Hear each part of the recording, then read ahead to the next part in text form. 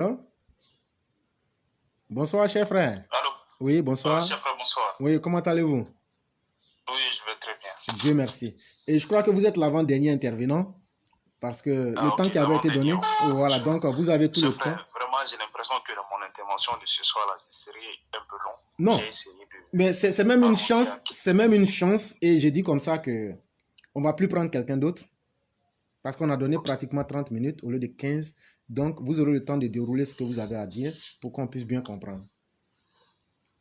Donc, chef, frère, je voulais parler aujourd'hui de la commercialisation Mhm, des pneus mhm, en Afrique en général, mais particulièrement en Côte d'Ivoire. mhm, Donc, du coup, ça serait un peu de la lecture. mhm, Donc, je commence par un article de Jeune Afrique qui dit mhm, actionnaire depuis juin avec l'ivoirien Sifka de 100% contre 23,8% auparavant de la Société internationale de plantation d'EVA.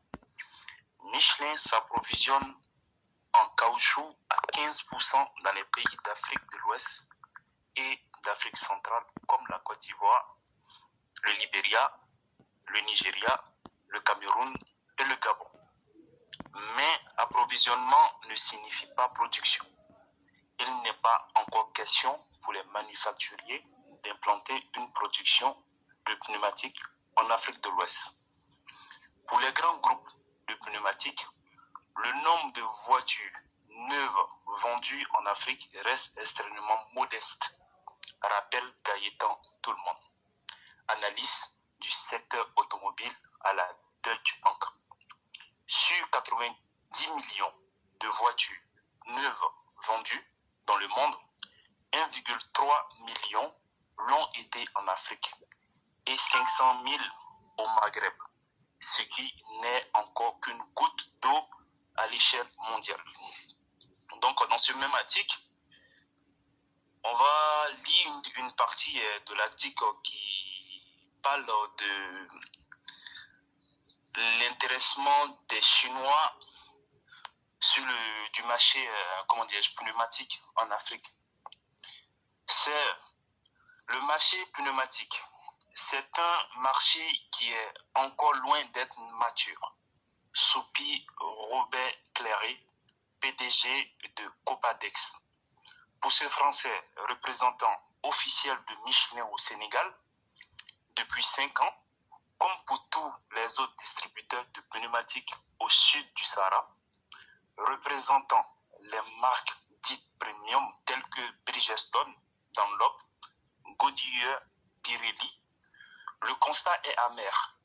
En dépit d'une progression continue des ventes de voitures neuves et d'une augmentation constatée au fil des années, des dépenses des ménages liées à l'entretien de leurs véhicules, il est encore bien difficile d'écouler des pneus neufs sur le marché. Principal frein, la faiblesse globale du pouvoir d'achat des consommateurs. Un pneu auto de marque coûte l'équivalent de 90 000 francs CFA, soit 137 €. Si l'on multiplie par 4, cela fera plus de 500 €, l'équivalent d'un voire de 2 mois de salaire. Rares sont ceux qui pourront remplacer les 4 pneus de leur voiture au même moment. Surtout si ce sont des pneus premium, soulève Salifou Tento, directeur commercial de la Société africaine de pneumatiques, unique fabricant ouest-africain pour 2 roues, installé depuis 40 ans à Bobo Dioulasso. Si les pneus européens d'occasion tentent à se raréfier dans certains pays, constate Robert Cléré, du fait d'un plus grand recyclage opéré sur le vieux continent. La demande a beaucoup évolué ces 5 dernières années en se reportant sur les pneus chinois, indiens ou russes. Question de prix. Un pneu asiatique coûte de 10 000 à 18 000 francs CFA. Ces pneus chinois représentent maintenant près des 3/4 des produits vendus dans des pays comme le Mali ou la Côte d'Ivoire. Question de sécurité également. Je tenais à tout le monde qui m'écoute pour l'instant de bien noter ce que je vais dire maintenant.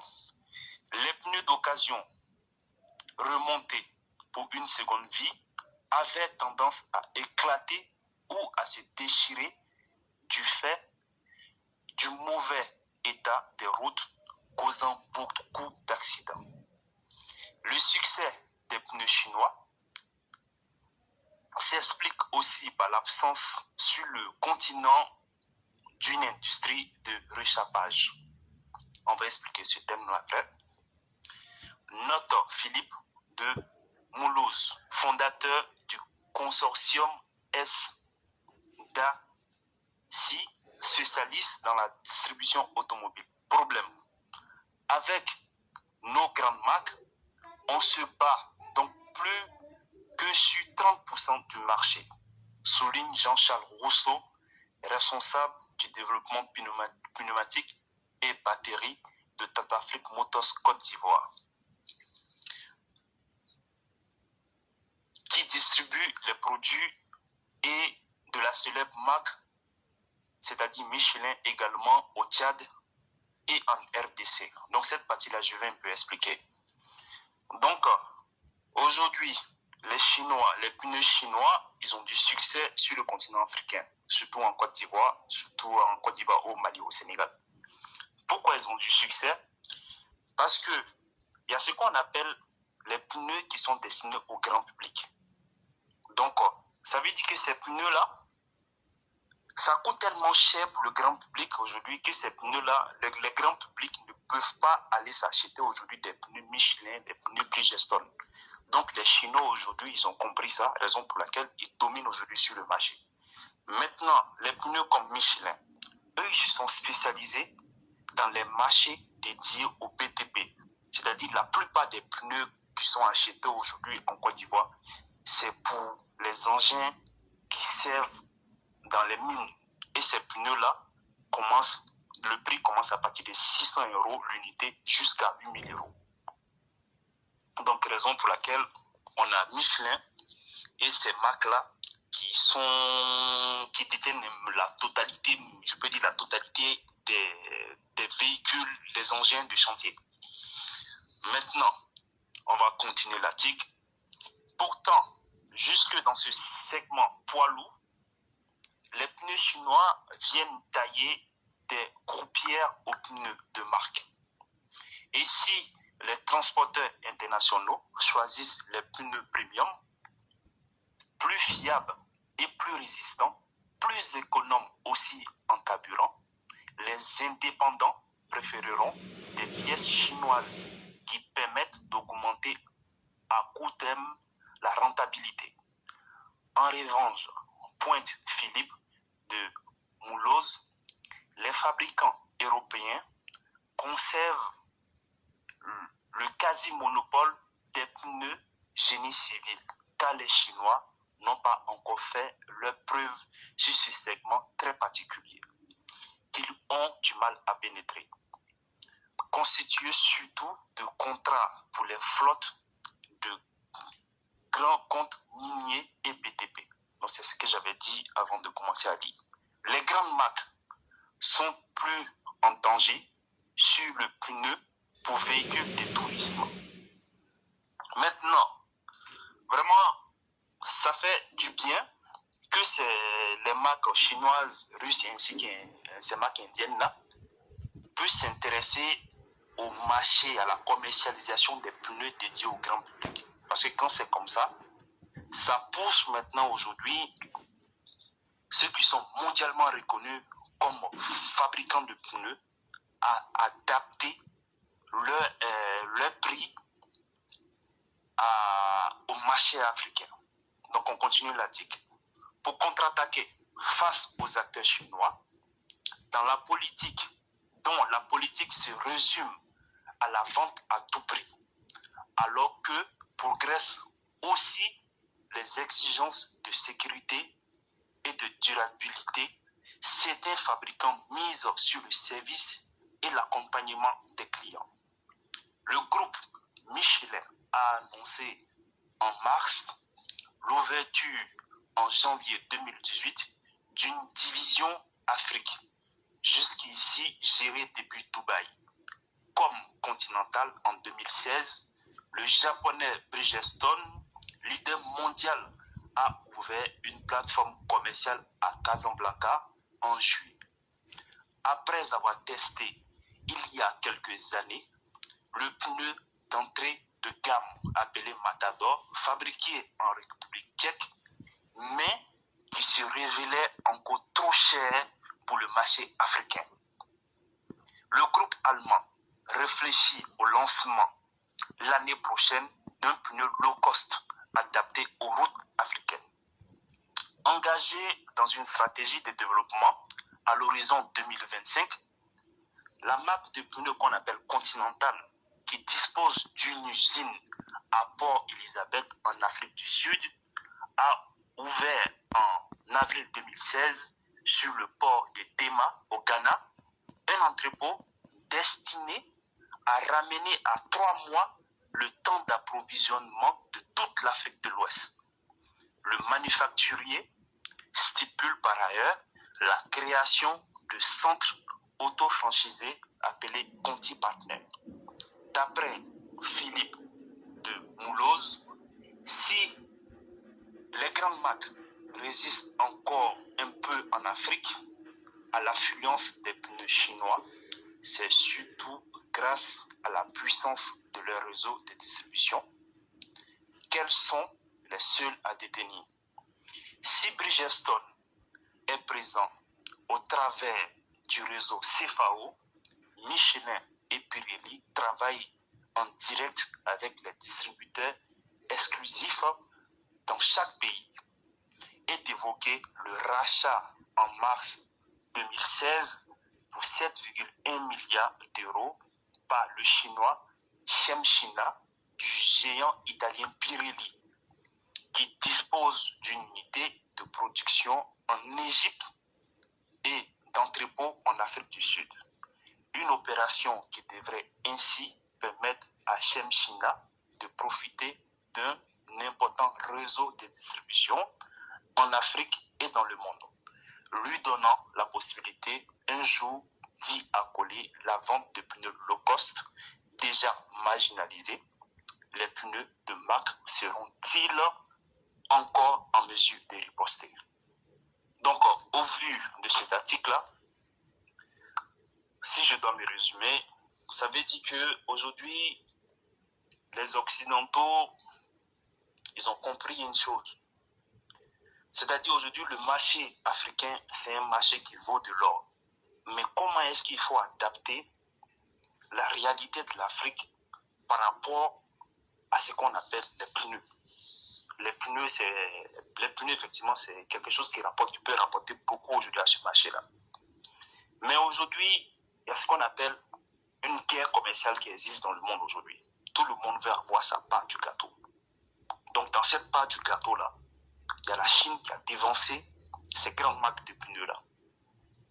Donc, la Chine a commencé à s'intéresser au marché et la Chine a mis des pneus vraiment qui ne sont pas quand même de qualité, mais ça permet à l'Ivoirien lambda aujourd'hui, ou bien à l'Africain lambda, d'avoir ces pneus-là.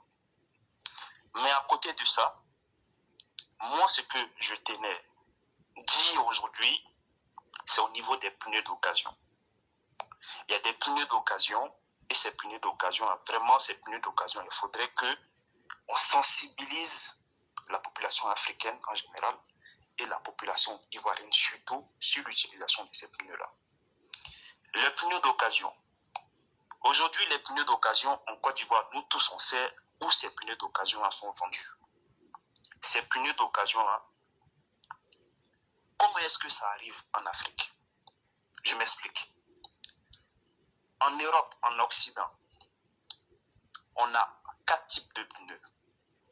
On a les pneus d'été, on a les pneus neige, on a les pneus d'hiver et on a les pneus 4 saisons.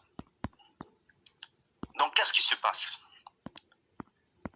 l'Européen ainsi que les Occidentaux en général, ce sont eux qui ont conçu les véhicules.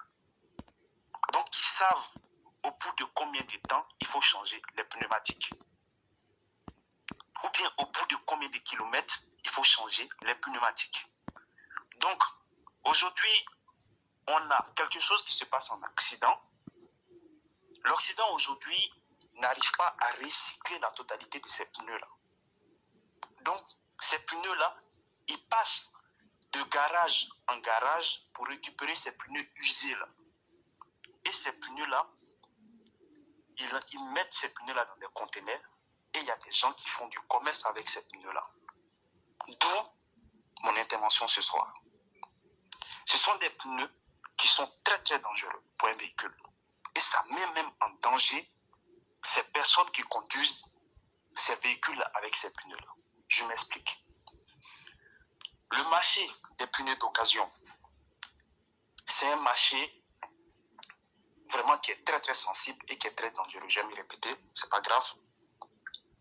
Parce que les spécialistes des pneus disent que effectivement, on peut vendre des pneus d'occasion, mais il y a quelque chose à respecter.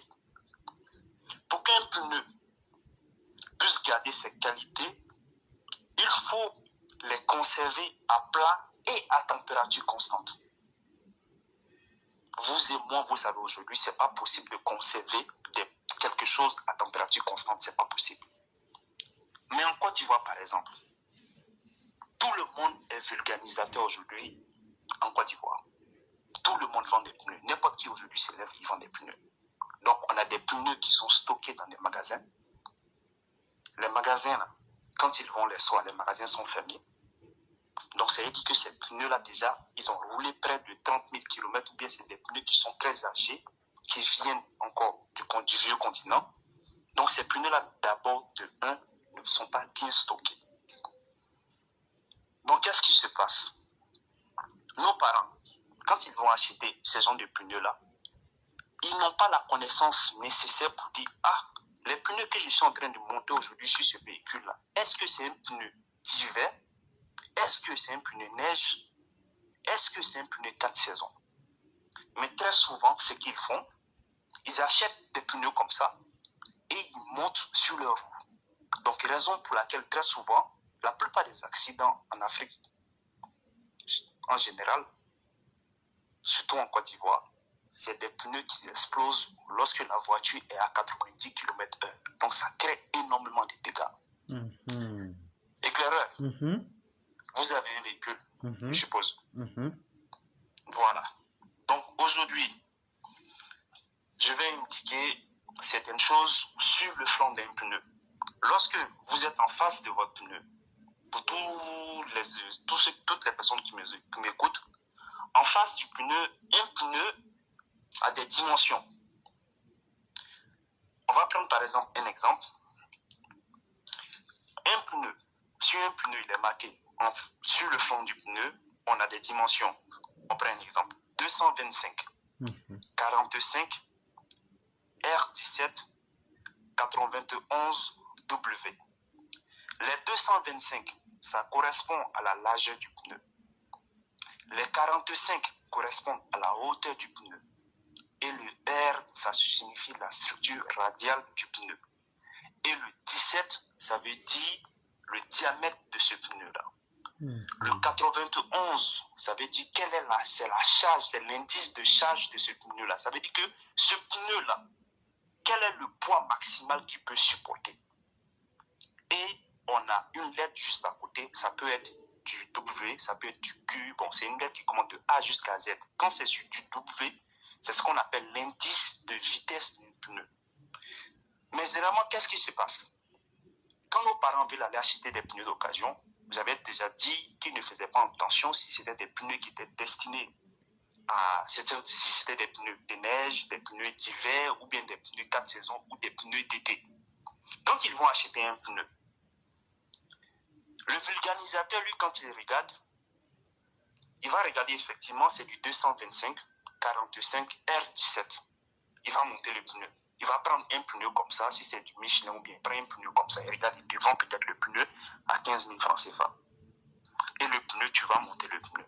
Mais le vulcanisateur, là, il ne va pas regarder l'indice de charge de ton pneu et l'indice de vitesse de ton pneu pour pouvoir te dire exactement quel pneu il faut monter. Lui, il veut vendre seulement. Je vais vous dire quelque chose d'éclairant. Le 91 que j'avais dit en indice de charge, quand tu vois 91 en indice de charge, ça veut dire que ce pneu-là peut supporter au maximum 615 kg. Donc ça veut dire que quoi? Il existe des dimensions des pneus qui peuvent commencer comme le 225, 45, R17, mais au lieu du 91, ça sera peut-être du 96 W. Donc ça veut dire que ce pneu-là, 97, ça veut dire que ce pneu-là peut supporter au maximum 710 kg. Donc imagine un instant. Si toi, ton pneu d'origine est de 96 en indice de charge et que tu t'en prends du 91, tu montes là-dessus. Or, nous tous, on sait que le 91, c'est le pneu dont la charge maximale est de 615 kg. Mais à quoi il faut s'attendre? Il faut s'attendre forcément à des pneus qui vont éclater lorsque peut-être vous êtes à 90 km/h. Maintenant, pour choisir un pneu, on ne se lève pas comme ça pour dire je choisis un pneu. Pour pouvoir choisir un pneu, il faut regarder déjà l'état de la bande de roulement ainsi que sur le fond du pneu. Il y a ce que dans un pneu, il y a ce qu'on appelle le témoin d'usure d'un pneu. Le témoin d'usure, c'est au niveau de la bande roulante. Plus on use la surface, on se rapproche du témoin d'usure. Maintenant, il y a un élément qui est très important aujourd'hui dans l'achat d'un pneu, même si vous devez payer des pneus d'occasion, c'est ce qu'on appelle DOT. Le numéro DOT, en anglais, ça veut dire Department of Transformation.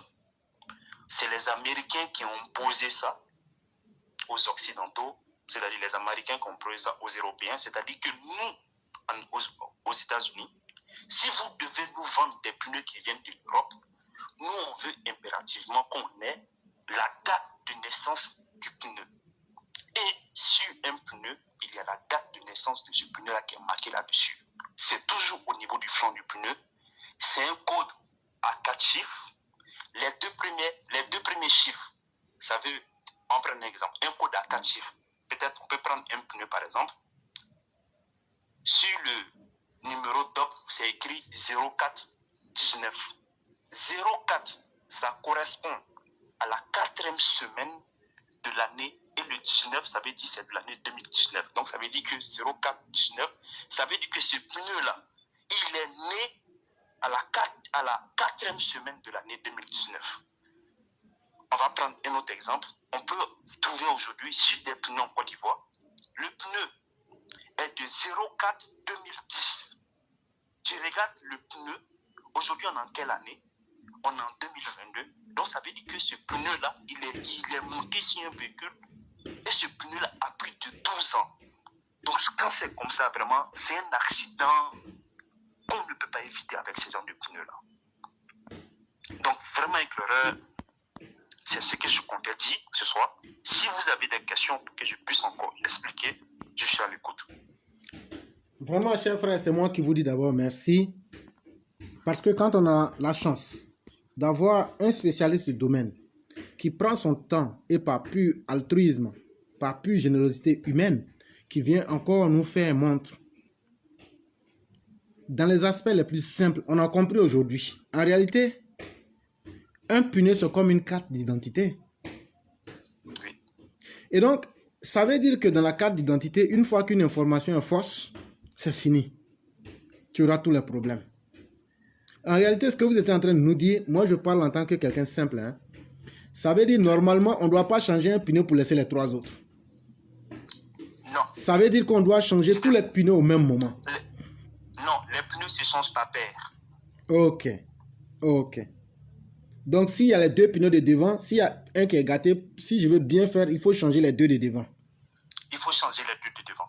Okay. Maintenant, même si tu dois changer les deux de devant, tu n'as pas, c'est interdit de prendre à gauche Michelin et à droite une autre marque. Ça doit être la même marque. Devant. Ok, ça doit être la même marque. Voilà. Ok.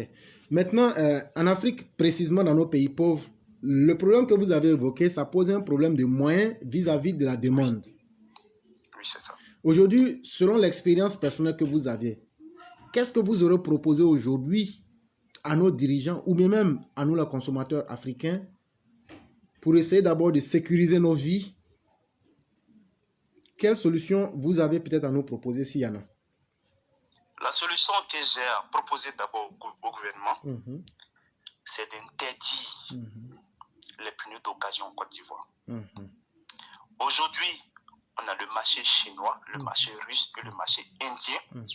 Certes, pour l'instant, ils ne fabriquent pas des pneus de qualité, mais ces pneus-là sont mieux que ces pneus-là qui viennent de l'Europe. Donc, c'est d'encourager ce marché-là, mais en tout en restant exigeant avec ces fournisseurs chinois-là.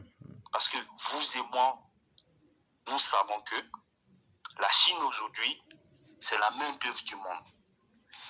Lorsque les États-Unis veulent commander peut-être des appareils en Chine, ils demandent aux Chinois de respecter les normes du marché américain. Lorsque les Européens veulent commander du matériel en Chine, les Européens demandent aux Chinois, nous voulons que vous respectez les normes européennes. Mais la plupart de nos gouvernements en Afrique, on n'est pas exigeant envers ces fournisseurs-là. Donc du coup, ils nous envoient ce qu'ils peuvent parce qu'ils veulent vendre. Donc c'est de demander au gouvernement d'être exigeant envers ces fournisseurs-là et pour sauver des vies, d'interdire la vente des pneus d'occasion qui viennent de l'Europe. Parce que ce sont des pneus qui sont déjà usés qu'ils arrivent.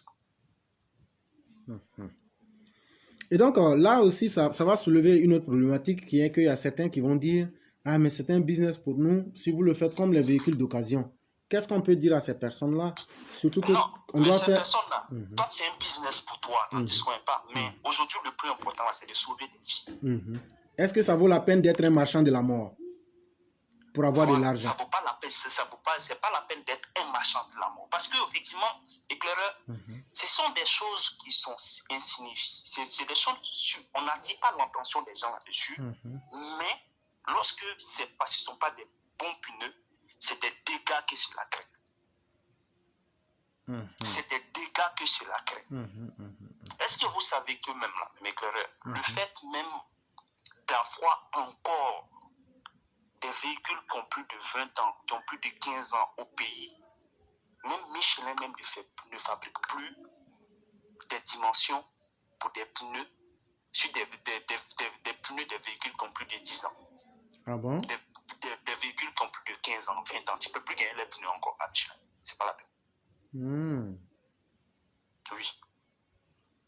Il y a une certaine taille de pneus. Tu ne peux plus les avoir. Michelin ne fabrique plus. Donc, c'est qui... d'où l'interpellation du gouvernement sur le renouvellement du parc automobile, si on veut sauver des vies. Maintenant aussi, souvent, on assiste sur nos routes à des fêtes. Par exemple, je prends tout il y a moins de 2 semaines, un véhicule, un car qui a pris le feu. On assiste à ça beaucoup de fois. Et même hier, il y avait encore des accidents sur l'autoroute. Et chaque fois, les gens ne le disent pas. Mais les pneus en sont, je dirais même à 60 voire 70% des raisons. Et c'est pour venir confirmer ce que vous êtes en train de dire. Parce que la route tue. Et quand elle tue sans que vous n'ayez un contrôle. Et il faut que nos parents prennent conscience de savoir qu'on ne peut pas jouer. La voiture, c'est en même temps aussi ton certificat de la mort quand tu l'utilises très mal. Et à nos parents même qui semblent être ignorants ou même qui semblent défier la mort chaque jour, qu'est-ce que vous pouvez leur dire pour les convaincre de se rapprocher de la vérité? Parce que moi, je trouve que l'utile sera que pour pouvoir s'en sortir avec les compagnies chinoises, qu'il y ait un partenariat. Ça, c'est mon avis. Je ne sais pas si vous serez d'accord. Qu'il y ait un partenariat.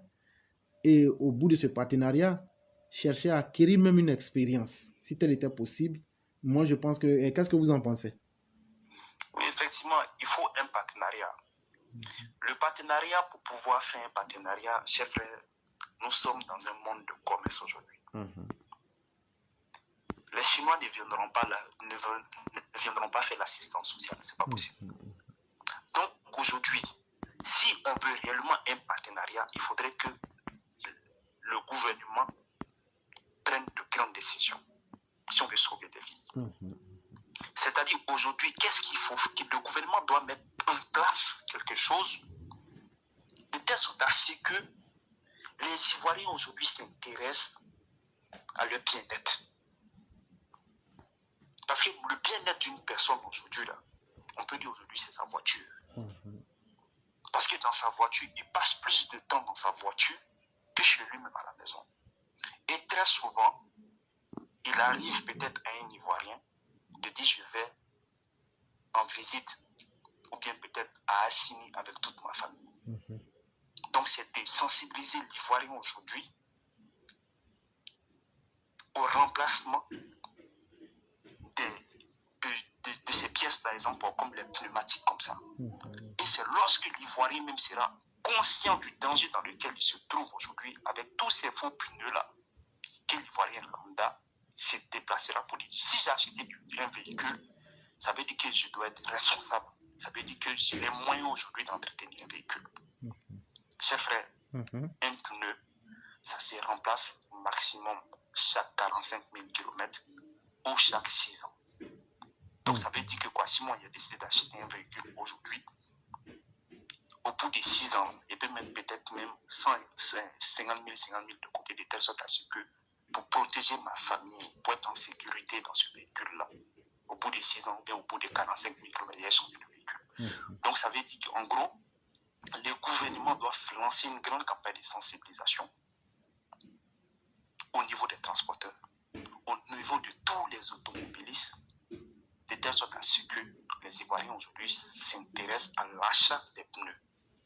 Maintenant, quand les Ivoiriens vont s'intéresser à l'achat des pneus, les partenariats viendront. Parce que c'est là maintenant, tous ceux qui sont à la porte de la Côte d'Ivoire en train de voir est-ce que le marché il est comment, le marché aujourd'hui il est comment, ils viendront d'eux-mêmes pour dire nous allons implanter aujourd'hui une usine de fabrication de pneus parce que le marché ivoirien est intéressant.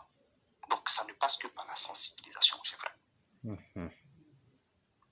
Vraiment, merci beaucoup pour tout ce que vous venez de dire. Et il y a notre mère, Madame Waki, qui disait notre EVA n'est-il pas la matière de base pour la fabrication des pneus, donc la création pour l'industrie de notre consommation?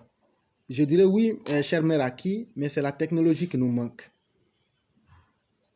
Effectivement, dans un pneu, cher frère, il n'y a que 15% de caoutchouc naturel là-dedans, c'est-à-dire l'IVA. Ok. Il n'y a que 15% de caoutchouc là-dedans. Donc, c'est ce qui fait que Michelin aujourd'hui est actionnaire dans la plupart de ces pays-là, dans la production de l'IVA. Ok. Maintenant, on peut fabriquer des pneus, mais c'est-à-dire que nous sommes d'abord dans un temps. Bon, si c'est ces gens d'investissement, lorsqu'ils veulent faire ces investissements-là, il faudrait que le pays soit stable. Donc, ça veut dire que le pays doit être stable et ça veut dire que la plupart de ces pneus-là, ils doivent quand même écouler, même si ce n'est pas la totalité, peut-être voir 60% là où ils fabriquent. Oui, si c'est fabriqué en fonction des besoins du terrain africain, je crois que si on arrive à convaincre, je crois qu'il n'y a pas de raison pour lesquelles les gens ne vont pas les payer. Voilà, effectivement. Parce que donc, vous conviendrez avec moi. Ils cherchent, ils sont là, ils font des études parce que la plupart de nos routes, et puis on a un climat un peu compliqué. Donc quand c'est comme ça, ils sont là, ils font des recherches. Mais finalement, ils vont finir par le faire. On ne sait pas quand pour l'instant, mais il faudrait que, vous savez, nous sommes dans une société de consommation. nous sommes vraiment dans des sociétés de consommation en Occident. Donc là, c'est-à-dire le mode de consommation doit changer aujourd'hui en Côte d'Ivoire. Le mode de consommation, il faudrait que le gouvernement aujourd'hui apprenne à l'Ivoirien à consommer autrement si on veut sauver des vies, si on veut rapidement passer à l'étape d'émergence. Il faudrait que l'Ivoirien change sa manière de consommer. Effectivement, c'est vraiment important. Et il y a notre sœur Nina Paul Quadio qui demandait comment nos frères feront pour savoir le bon du faux. En d'autres termes, qu'est-ce que vous allez conseiller aujourd'hui, malgré que tout ne va pas bien, hein, on est d'accord. Mais aujourd'hui, si moi je dois aller payer un pneu à Abidjan, qu'est-ce que vous pouvez me conseiller, malgré qu'on est dans la stratégie du pire? Qu'est-ce que vous pouvez me conseiller dans cette panoplie-là? Moi, la seule chose que je peux demander, si vous devez aller chercher un pneu à Abidjan, c'est souvent, je vais aller pas trop rentrer dans la technique. Pour avoir un bon pneu à Abidjan, il y a des centres. Vous voyez, il y a Kakomiaf, je ne fais pas de la pub pour eux, mais il y a Kakomiaf, ils ne sont pas loin du palais des sports des Trésors. Je connais là-bas. C'est-à-dire, ces derniers-là, ils vendent énormément de pneus. Et leurs pneus, ce sont des pneus Bridgestone. Et même avec Bridgestone, il y a des pneus qu'on appelle des pneus d'entrée de gamme. C'est-à-dire, c'est des pneus qui ne sont pas des pneus premium, mais ce sont des très bons pneus également. Donc, n'achetez pas directement les pneus premium comme Michelin, comme Bridgestone, tout. Cherchez les entrées de gamme de pneus. Okay. Est-ce que ça c'est relativement moins cher ou c'est plus cher que les c'est pneus? Moins cher. Okay. Les pneus d'entrée de gamme sont moins chers que les pneus premium. Ok, ça c'est déjà une bonne idée. Donc, voilà. Maintenant, je peux donner quelques noms. Il y a comment dirais-je, il y a les pneus qu'on appelle Kleber. Kleber, ça c'est l'entrée de gamme de Michelin, c'est-à-dire que c'est le plus moins cher de Michelin. Il y a Bridgestone aussi, qui est une pneu, je ne connais pas la marque low cost de Bridgestone, mais l'article que je viens de lire là, c'est un article qui date depuis 2017. Donc ça veut dire qu'aujourd'hui sur le marché, vraiment je suis sûr d'une chose, aujourd'hui les pneus coûtent moins cher aujourd'hui sur le marché ivoirien. Mais c'est de s'intéresser plutôt aux pneumatiques d'entrée de gamme, pas les pneumatiques premium. Ok. Avant d'aller s'intéresser au marché chinois d'abord. Ok. Parce que les premiums coûtent plus cher que les entrées de gamme. Effectivement. Voilà. Les premiums là, c'est les Michelin, les Continental, les Michelin, Continental, Pirelli, Bridgestone. Voilà, ça c'est les pneus de haute gamme. Ok. Vraiment, merci beaucoup pour tous ces détails. Et chers auditeurs et chères auditrices, c'est Gilles de la classe. Si vous avez encore quelques questions, je crois que c'est une occasion unique. Vous pouvez les poser, on va les relayer à notre frère ici, qui fait acte de beaucoup de générosité en nous informant. Déjà, on a assez appris avec cette information qu'il ne faut pas aller changer un seul pneu. Comme c'est le pneu gauche, j'aimerais changer ça, je laisse. Si c'est derrière, là, c'est les deux de derrière qui doivent changer. Ça, on a appris ça. Éclaireur, effectivement, c'est très important. C'est très important d'attirer l'attention. On va rentrer peut-être dans la technique, un truc qui est tout simple. Éclaireur, votre véhicule a combien de kilomètres en ce moment? Bon, on ne va pas forcément le dire, mais on peut continuer. Oui. Voilà. Bon, on prend un exemple. Voilà. Prenons par exemple 50 000 km. Voilà. On prend par exemple 50 000 km. Donc, si on prend un véhicule qui a 50 000 km, vous avez peut-être une crevaison sur la roue gauche. Cette crevaison-là, un pneu peut être réparable à condition que la crevaison que vous avez eue, c'est-à-dire que vous avez eu un clou dans le pneu, si c'est sur la bande roulante, on peut réparer un pneu. Maintenant, si c'est sur le flanc du pneu, on ne peut pas réparer un pneu. Et même pour pouvoir réparer un pneu, il y a des techniques pour pouvoir réparer un pneu. Sinon, les pneus perdent toutes ces caractéristiques. Donc, qu'est-ce qu'il faut faire dans ce cas-là? Lorsque le pneu doit être remplacé, si vous remplacez qu'un seul pneu, donc ça veut dire que quoi? Vous aurez à l'avant de votre véhicule un pneu qui a 50 000 km et un pneu qui a 0 km qui vient de naître. Quelle sera la sensation de conduite selon vous? Je vais expliquer ça simplement à nos parents. Voilà. C'est-à-dire que voilà quelqu'un qui n'a plus ses deux pieds. Et maintenant, on lui fabrique des béquilles, des prothèses, pardon. Et il y a une première prothèse, comme ça, on a vu, c'est pas trop gâté. Là, on dit, bon, comme ça, c'est pas trop gâté, il faut garder. Et puis, on fabrique une nouvelle prothèse et puis on met.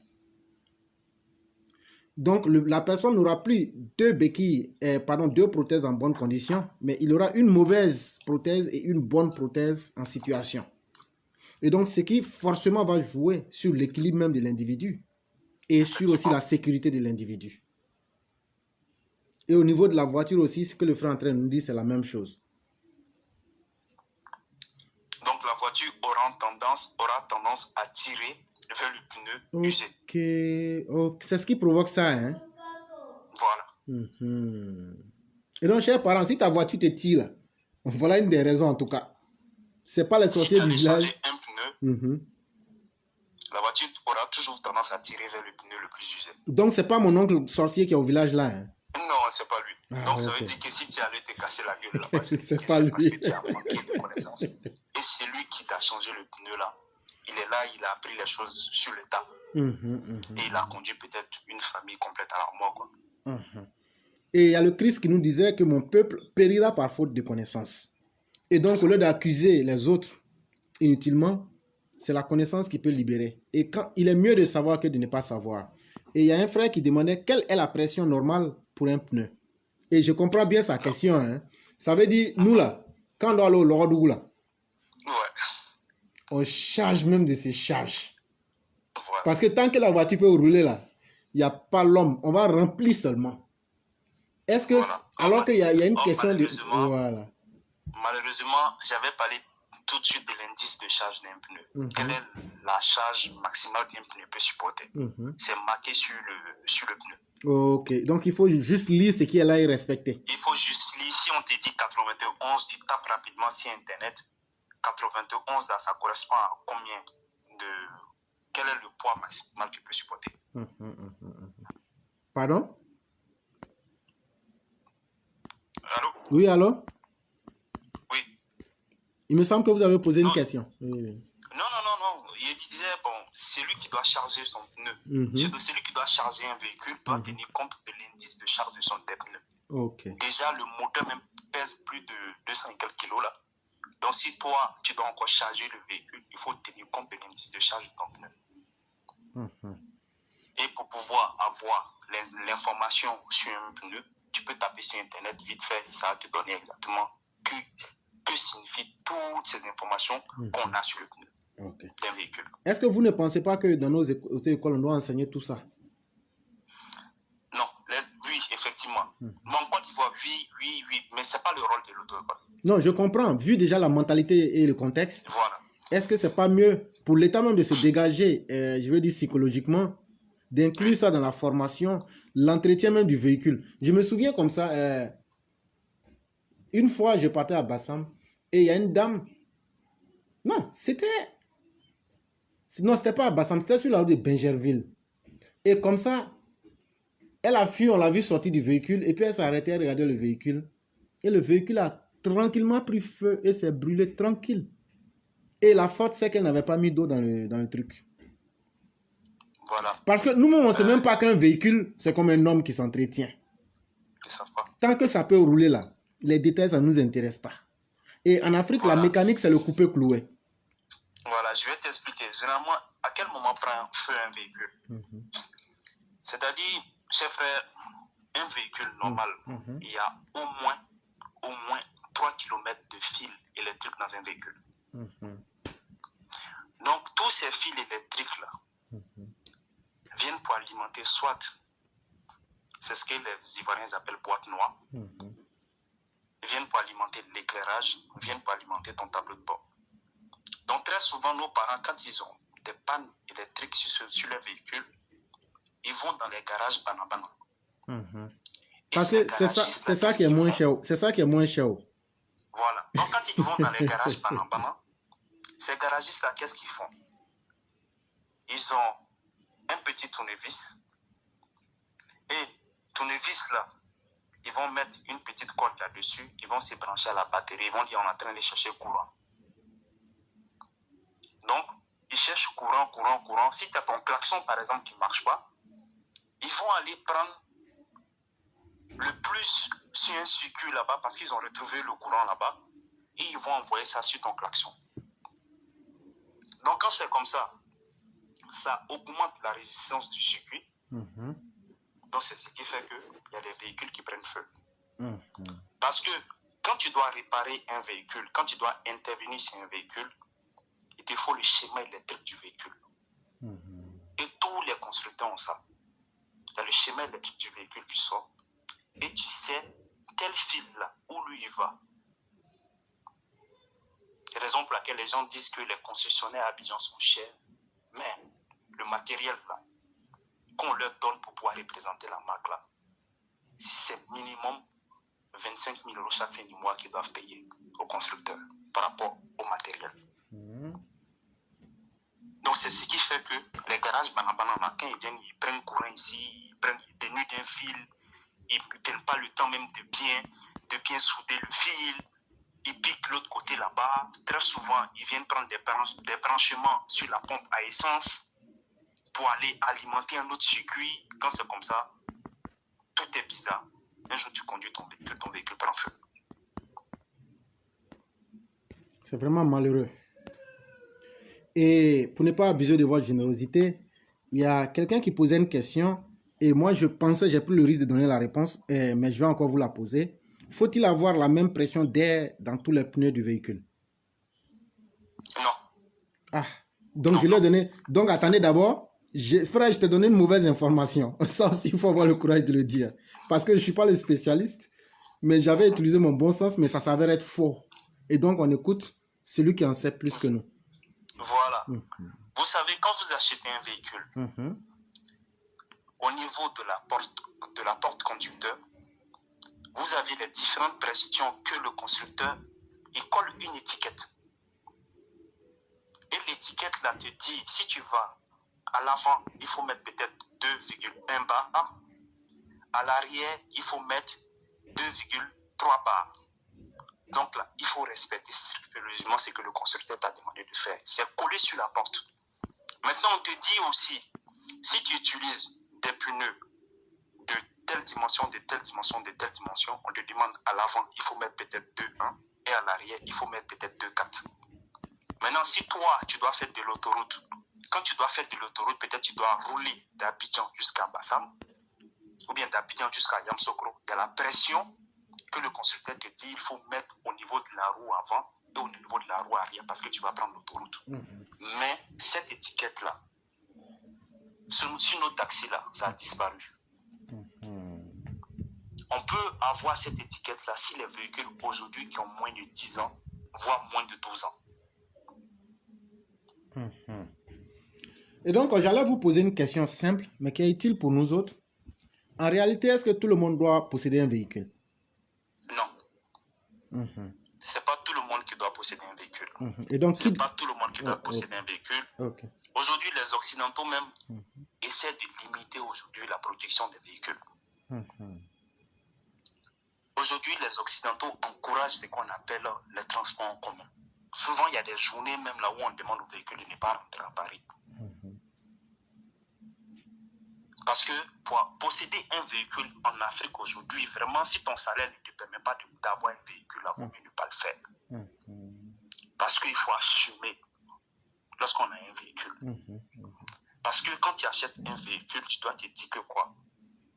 Aujourd'hui, là, je dois être conforme au code de la route. Si je ne suis pas conforme au code de la route, je suis un danger pour les autres automobilistes. Toi, on te dit, comme tu as un véhicule, tu allais acheter un pneu, tu as monté un pneu, tu es en train de conduire. S'il y a ton pneu qui explose, tu seras un danger pour les autres automobilistes. Parce que tu ne pourras pas maîtriser, tu vas faire des tonneaux, tu vas mettre en danger la vie des autres. Avant d'acheter un véhicule, il faut te réfléchir d'abord, est-ce que j'ai les moyens pour pouvoir faire l'entretien de mon véhicule? Si ce n'est pas nécessaire, ne le fais pas parce que tu deviens un dangereux pour les autres. C'est pareil que pour les amortisseurs d'un véhicule. Les amortisseurs d'un véhicule se changent par paire. Mais à Abidjan, il y a des gens qui changent un seul amortisseur. Mais il faudrait que... Et puis même les amortisseurs, quand ils changent, Est-ce que ce sont des amortisseurs qui sont conformes réellement à leur véhicule? Ils vont encore à la ferraille, à la case d'Abobo. Dès que ça se ressemble, on monte.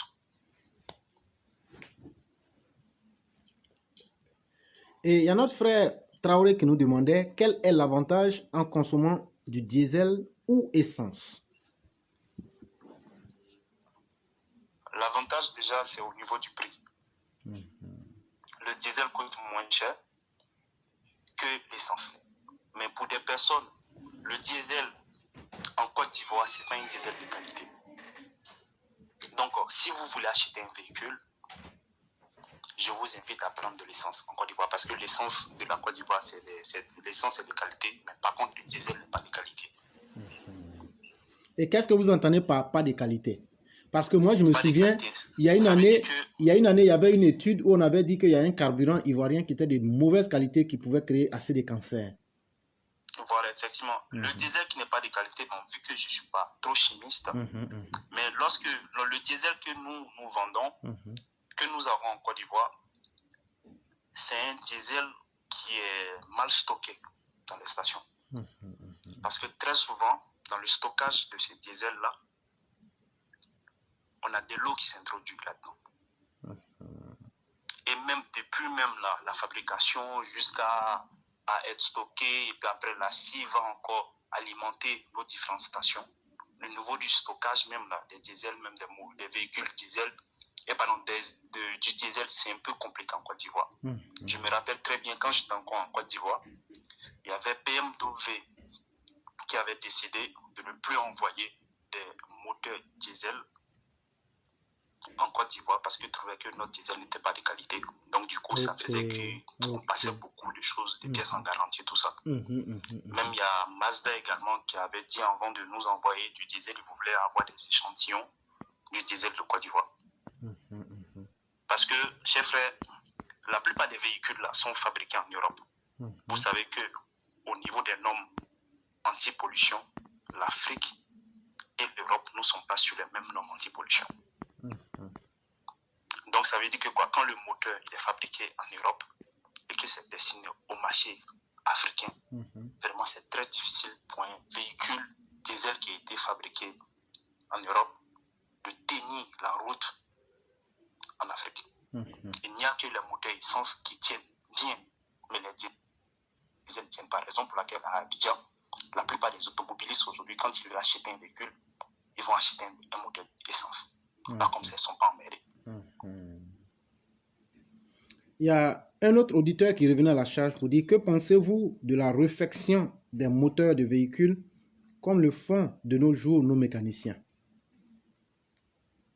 Ça dépend. Ça dépend. La réfection des moteurs, là, aujourd'hui, ça n'existe pratiquement plus dans l'automobile. Ça n'existe plus dans l'automobile aujourd'hui.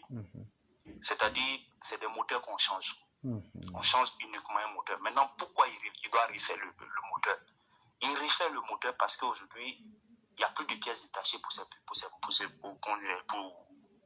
moteurs-là.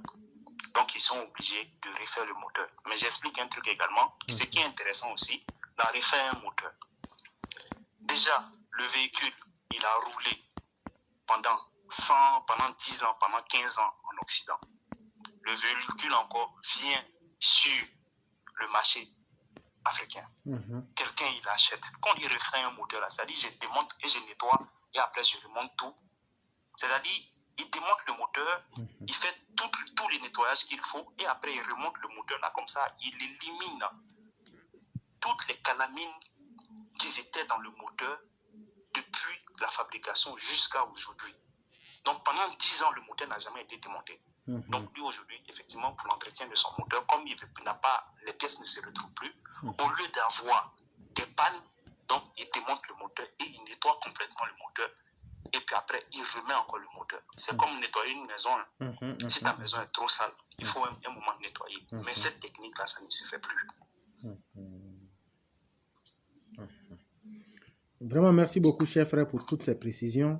Et c'est nous qui sommes vraiment très heureux. Et vous voyez même le temps que ça a pris. Ça veut dire que c'est... Voilà. Vous faites plus que ça. Donc moi, aujourd'hui, si je dois être utile pour les auditeurs, vraiment, je le fais sans demander quelque chose, quoi, parce que Vraiment. vous le faites. Merci Vous le beaucoup faites énormément, et c'est du lundi jusqu'au samedi que vous le faites. Merci beaucoup pour cet altruisme et cette générosité. Et je ne vais pas abuser. J'allais vous demander si vous avez peut-être des conseils à nous donner et une conclusion à faire. Qu'est-ce que vous pourriez nous dire? Donc, le conseil que je peux donner, moi j'invite déjà les concessionnaires à Abidjan à ne pas penser uniquement à l'argent. Pensez à sauver des vies. Sauver des vies, là, c'est la chose la plus importante sur cette terre. Je lance un appel à tous les concessionnaires d'Abidjan. J'ai profité en même temps pour trahir un secret. Chers frères, lorsque vous achetez votre véhicule aux États-Unis, vous avez peut-être acheté une Ford Explorer, par exemple, aux États-Unis, et que cette Ford Explorer-là, vous voulez la faire venir en Côte d'Ivoire, par exemple, parce que bon, au lieu de venir tout le temps, vous louez des voitures, vous voulez faire venir votre voiture. Maintenant, si vous avez un souci avec ce véhicule-là, quand vous vous rendez chez le concessionnaire, par exemple, en Côte d'Ivoire, le concessionnaire lui va dire que ce véhicule-là n'est pas issu de son marché à lui. Donc, lui, pour que lui puisse regarder quand ton véhicule fait un diagnostic avec les appareils Ford, tu dois t'acquitter d'abord de 100 000 francs CFA avant qu'il lui regarde ton véhicule. Donc, du coup, j'interpelle les concessionnaires à Abidjan à accepter la voiture de tout le monde. Parce que il y a ce qu'on appelle l'obligation de réparation. Les concessionnaires ont une obligation vis-à-vis de la marque. Donc, tu ne peux pas refuser un véhicule. Sauf si vous n'avez pas les compétences pour pouvoir travailler sur le véhicule. J'interpelle également, nous qui sommes en Occident, surtout ceux qui sont du côté des États-Unis, du Canada, c'est inutile de payer des véhicules hybrides et les envoyer à Abidjan. Parce que les compétences n'y sont pas pour pouvoir travailler là-dessus. Ça, c'est ma première interpellation pour ceux de l'Occident. Maintenant, le conseil que je peux donner aux personnes qui sont au pays, essayez de vous rapprocher au maximum des banques pour voir avec les banques comment est-ce que vous pouvez avoir un véhicule en bonne et due forme où vous êtes en sécurité par le financement de la banque. J'interpelle aussi l'État de la Côte d'Ivoire à développer le financement de l'achat, de l'acquisition d'un véhicule par l'Ivoirien lambda. Et c'est ce qui nous permettra de sauver des vies. Aujourd'hui, personne n'achète un véhicule en Occident comme ça.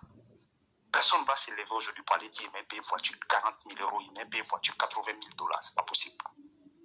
Ça passe par un financement. Donc vraiment, j'invite l'État de la Côte d'Ivoire à s'intéresser vraiment à ce secteur-là, au financement de l'acquisition d'un véhicule. Vraiment, merci beaucoup, cher frère, pour ce grand travail que vous avez fait, parce que chacun de nous a appris quelque chose aujourd'hui. Et ceux qui entendront ça, que vous soyez du domaine ou que vous ne soyez pas du domaine, il y a des choses simples qu'on négligeait. Je crois que le fait de savoir ça déjà, ça va nous permettre d'être un peu plus exigeants. Vraiment, merci de nous avoir accordé de ton temps. Merci de nous avoir donné du savoir. Merci, merci et encore merci. Inch'Allah, si le temps me permet, jeudi prochain ou jeudi sur-prochain, je parlerai de l'obligation des réparateurs automobiles. Merci beaucoup. Et il y a notre frère Kone Adama de Paris qui nous dit, très beau coup magistral que, je vais lire ça parce que c'est très beau, très beau coup magistral que le ministère et l'Oser auraient dû prodiguer aux usagers de la route. Merci beaucoup, cher frère, pour cette recherche de fond. C'est certes une recherche, mais c'est en même temps qu'un spécialiste du domaine aussi. Ça, ayons quand même la modestie de le rappeler. C'est vraiment important. Merci de nous avoir interpellés. Merci de nous avoir éduqués. Et chers frères, comme on le dit, Dieu est le plus grand et ton salaire réside entre ses mains pour ces vies que tu sauveras, parce que des personnes qui auront entendu ça et qui vont s'y mettre, ça sera des vies sauvées et Dieu ne t'oubliera pas. Je vous en prie, cher frère. Merci beaucoup et très bonne soirée. Merci à vous. Merci beaucoup. Et donc, mesdames et messieurs, vous savez que nos émissions sont toujours des séries de surprises où nous apprenons dans tous les domaines. On flirte ici avec la philosophie, la religion, la spiritualité, parce que la religion et la spiritualité sont deux choses différentes. Les religions existent, mais dans chaque religion, il y a la spiritualité. Mais aujourd'hui, les gens font la promotion des religions en oubliant la spiritualité qui est la base fondamentale même des religions. Et plein d'autres domaines de la vie. Et aujourd'hui, on a appris beaucoup ici. Et nous allons prendre le dernier intervenant qui va certainement nous dire quelque chose de nouveau pour encore faire agrandir nos champs de connaissances.